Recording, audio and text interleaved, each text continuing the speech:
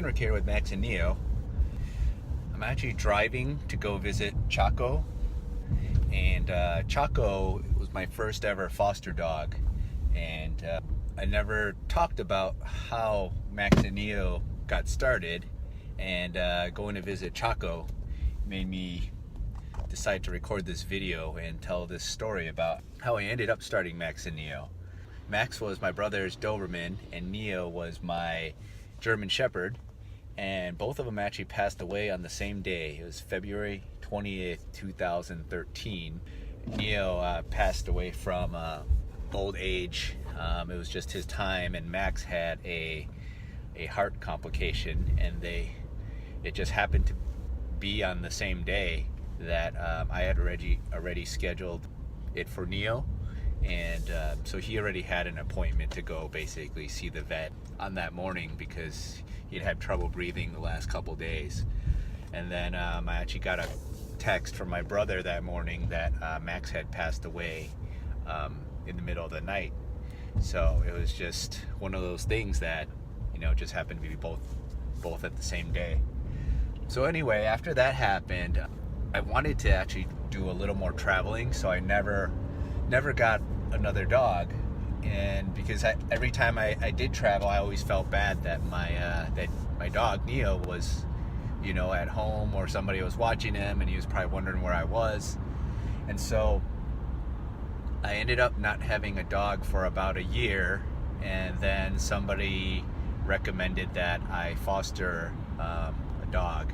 And my friend at that time, she rescued Chaco from the Humane Society, and I ended up fostering him. And then after I fostered him, so Chaco was a little Chihuahua, and I've always had German Shepherd dogs, and so I ended up fostering him, and that's how I got into fostering. And I ended up meeting Trish over at Saving Paws, who they do German Shepherds and Belgian Malinois exclusively. And my first foster, his name was Gunner, and I think I only had him like 2 weeks before he got adopted. And once that happened, I just began fostering more and more dogs, and it really became apparent to me how much effort, I thought I was doing my part in fostering a dog, but the fact that running a rescue seemed like way more work than fostering one dog. So I was trying to figure out how I could help. And so, my background is importing and e-commerce, and that's when that idea came. One day I was on Facebook, and another rescue that I followed needed a bunch of dog collars or dog leashes, and basically they posted like, hey, we're running low on dog leashes or collars, and there would be all these replies of people going out to buy a dog collar or a leash. They'd be paying full retail price, and all I could think of was wow, these, you go to like a pet store and you pay $20 for one leash, and then you donate to a rescue, and that's all great and everything, but I kept thinking like, man, I could take that $20 and get them 3 leashes or 4 leashes. So that's how the idea got popped into my head.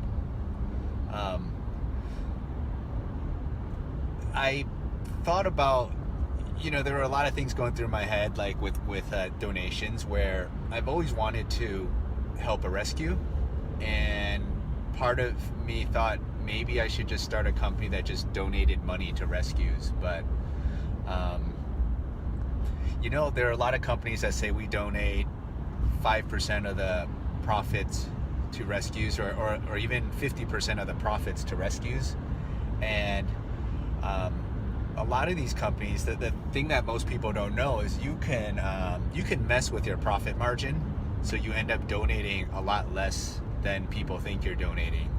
So, for example, if my company made $100,000 in the year, and I committed to donating 50% of my profits, that would be $50,000 that I would donate. But if I decide to pay myself a salary, let's say I decide to pay myself a salary of $80,000, well, then what happens is the company actually only makes $20,000 a year, and then I would end up only donating $10,000. And of course, with that, you can see that somebody who is not being 100% honest, they can make their salary $100,000 for that year and basically donate nothing. So the people who are purchasing from that company, they're thinking like that half the profits are going to a dog rescue, and the dog rescue is actually getting nothing. No, and they're really not sacrificing anything for that. So that's the reason why I didn't want to donate money. I see also other companies, they donate gross proceeds, which is way better. So that basically means that if I committed to donating 10% of my gross proceeds to a dog rescue, then if I sell a collar for $15, that would mean I would donate $1.50 to a rescue, and that's great. So if we do something like $1 million in sales, we would donate $100,000 to dog rescues, and I think that's a lot more transparent, and I think it has more of an impact than percentage of profits. The only thing about that is that it's hard to make a big difference to a bunch of rescues at that type of just donating money, because the rescues have to spend that money, and if they needed anything, they would have to go purchase retail. So basically the bang for the buck there is the same as it's the same as if you went to a store to buy something. So let's pretend it was $1 million and we did donate $100,000. Well, that would come out to 1,000 rescues getting a donation of $100. So as you can see, that's not a great amount. I mean that's if we did $1 million in sales, that's all we would donate. So to me, it just didn't seem like a lot. And in turn, what are the rescues going to do with $100? It doesn't go a long way for them, because they're just going to buy retail. So that's why I came up with the 1-for-1 donation, because with the 1-for-1 donation, we can definitely we could maximize our donation. So if we do $1 million in sales, we'll donate $1 million worth of dog accessories. And really, if you think about a dog leash is $15. Divide 15 by 1 million and see how many dog leashes that is. And I can't do that in my head, and I'm not going to try since I'm actually driving. So it's that's a lot more impactful. So, and I could already tell, because when we donated $1 million worth of stuff earlier this year, it was about 1,000 rescues getting 3 boxes of donations every year, and each box of donations was about $450 worth of stuff.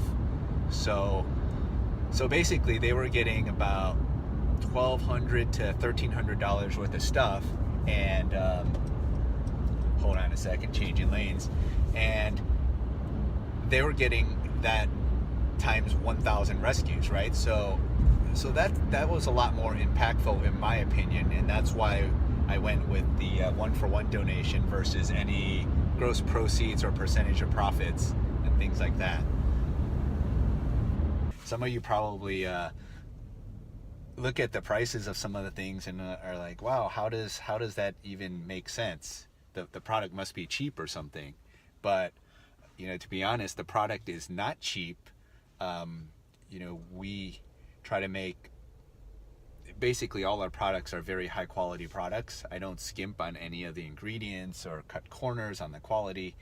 And a lot of times we come to market and maybe our calculations are a little wrong, and we end up like I can give you just off the top of my head the salmon oil.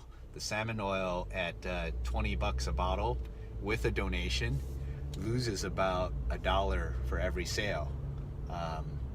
But we're just still going to keep selling it. Basically, we got some other stuff that will prop that up.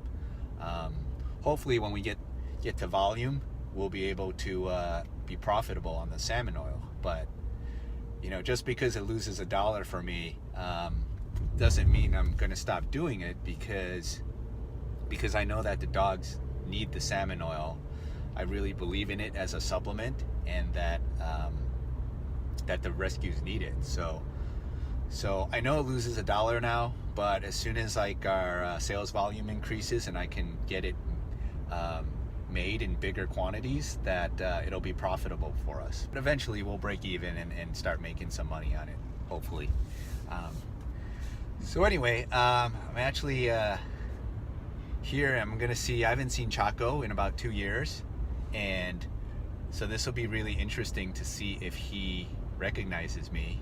I'm gonna probably do one of those things where I sit on the corner and I'll have my friend Rico, who ended up adopting him. I'm gonna have him bring Chaco up to me, and I'll put the camera on the side, and we'll see if he recognizes me without seeing my face. So here goes. So I put the camera there. I'm just gonna stand here with my hood on, and I'm gonna stand here and see what Chaco does when he comes up. So let's see.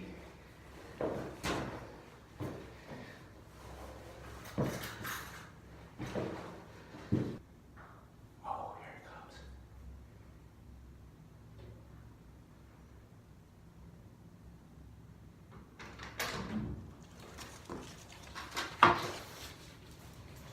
Oh, Chaco!